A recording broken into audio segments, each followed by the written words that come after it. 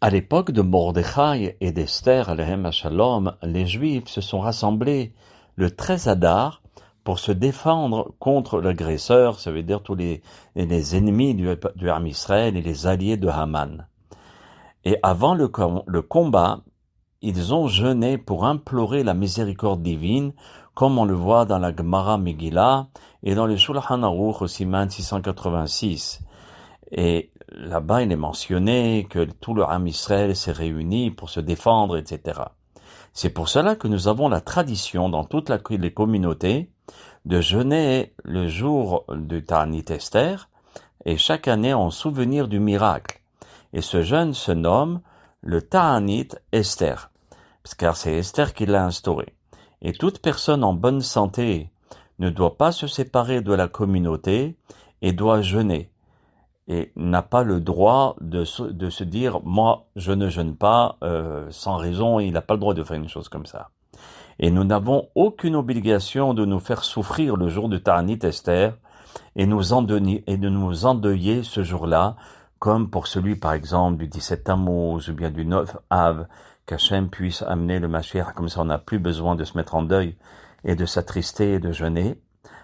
Mais pour le Ta'anit Esther, on n'a pas l'obligation de se mettre en deuil.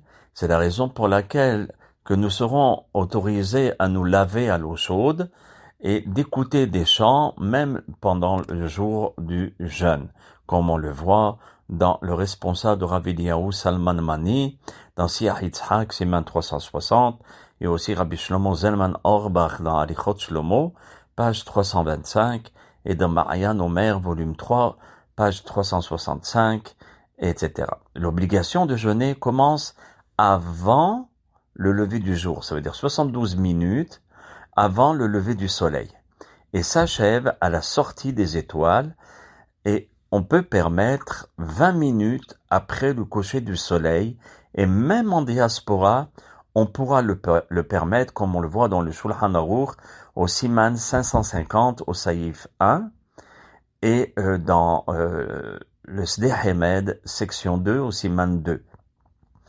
Maintenant, afin de pouvoir manger au petit matin, si la personne, elle veut manger, il est souhaitable et même obligatoire, une obligation d'en poser expressément la condition avant de dormir, avant. Et elle dit comme ça, si je me lève avant le lever du jour, je mangerai. Car sinon, mes chers amis, le sommeil est considéré comme début du jeûne, bien que le jeûne ne débute qu'à l'aube. Si quelqu'un se réveille en pleine nuit, par exemple, il lui est interdit de consommer quoi que ce soit, parce qu'il n'a pas émis la condition verbale avant d'aller dormir. Comme nous voyons cette halakha dans le Shulchan Aruch au chapitre 664 au Siman 1 et Siman 686, Siman 1, et comme il est très bien rapporté dans Yehavet Da'at par le Rav Ovadia Yosef, et dans le Yakut Yosef Moadim, page 525, et 527 à 587, où là-bas il explique bien les détails.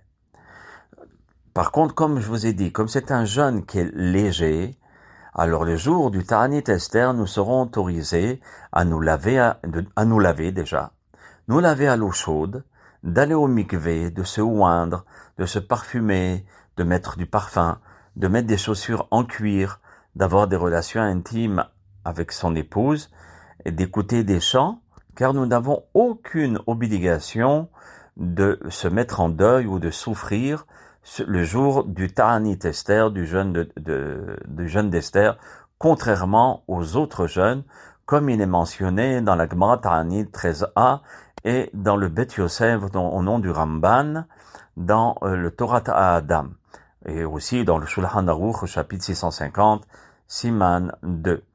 Aussi le Hacham Abba Shaul dans Or Tzion, il rapporte ces lois au volume 3 au chapitre 25 au Siman 1. Donc on aura le droit de se laver sans souci. Maintenant, se laver la bouche ou les dents pendant le jeûne pour ceux qui ont l'obligation de jeûner. Alors, je vais enregistrer une autre vidéo pour ce cas-là.